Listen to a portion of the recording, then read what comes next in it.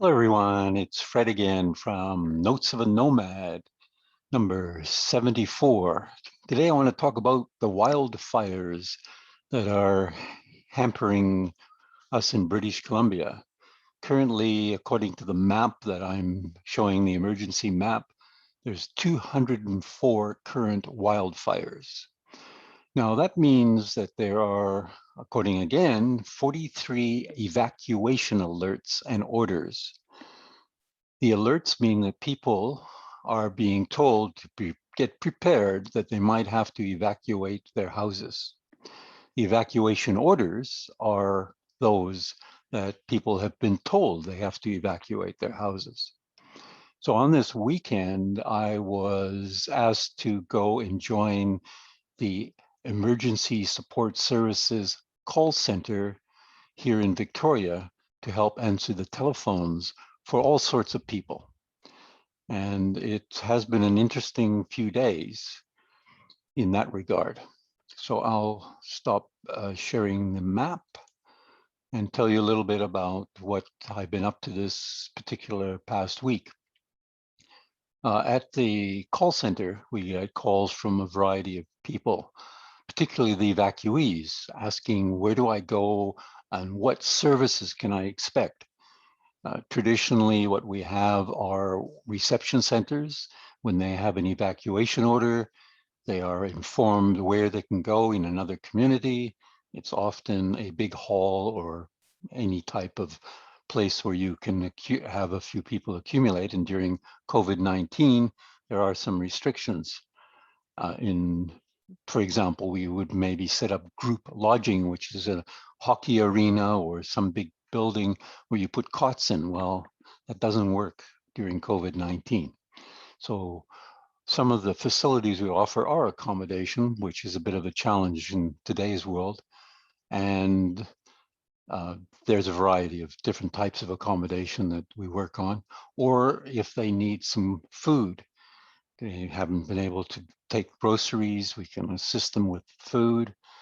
We can give them vouchers where they can go and get some clothes because maybe they don't have clothes, medical, medicine, etc. So that's what emergency support services do.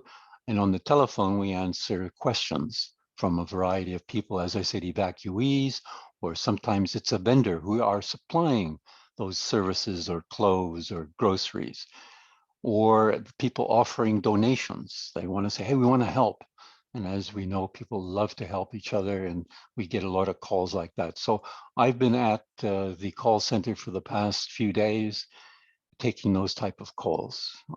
One example I guess I could share is one of the fellows whose town burnt down, which is Lytton, BC, and all of the people had to quickly evacuate. They didn't have very long.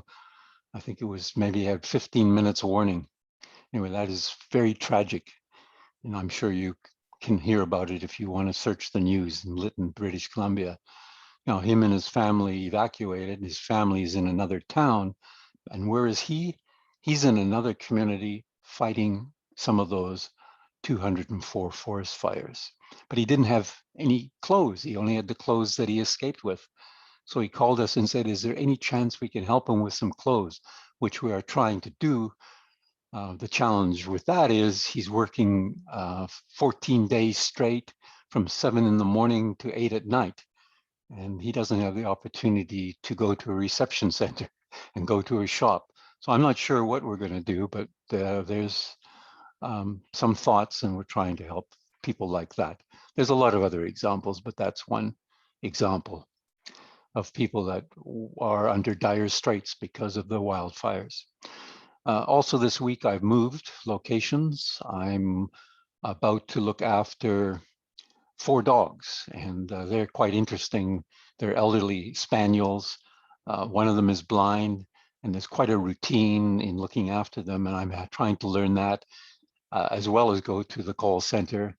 The lady who has these dogs is hoping to go and visit her brother, but it's where some of those forest fires are. So there's not a lot in her area, in his brother's area, but who knows? It's just the start of the season, and hopefully it doesn't get as bad as it did in 2017 when there were 65,000 people who were evacuated from their homes. But who knows? It's only early days. In fact, it's earlier already. The wildfire season has started weeks before because of the heat wave we recently experienced here in British Columbia. So that's my week. Moved, learning about spaniels and coping and trying to assist as many people as we can who have been affected by the wildfires in British Columbia. So I wish you, your family and friends, lots of love and laughter. And till I share with you what's going on again next week, adios, bye for now, from Fred, Notes of a Nomad.